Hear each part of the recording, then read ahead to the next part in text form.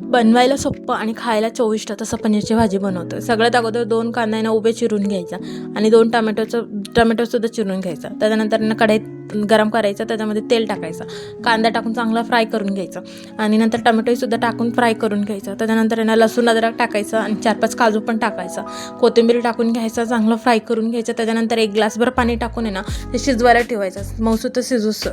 त्याच्यानंतर 1 वाटीमध्ये दूध घ्यायचं, त्याच्यामध्ये जे आपल्या मार्केटमध्ये मसाला मिळतो पनीरची ते भिजायला ठेवायचं. त्याच्यानंतर भिजलं की चांगलं लागतं. त्याच्यानंतर कढईमध्ये तेल ओतायचं, तेल ओतून घ्यायचं आणि आपण जे कांदा आणि लसूणची पेस्ट करून घेतलं ते ओतून घ्यायचं.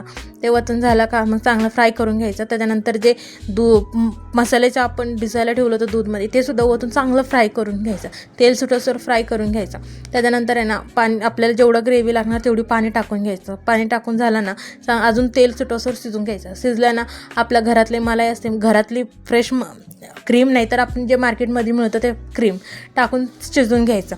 चांगलं शिजलं का नंतर आपण पनीर टाकून घ्यायचं. पनीर टाकून चांगलं तेल सुटोसर अजून फ्राय करून घ्यायचं. त्याच्यानंतर थोडीशी अजून पाणी टाकून वरतून कोथिंबीर टाकायचं आणि फ्रेश क्रीम टाकायचं.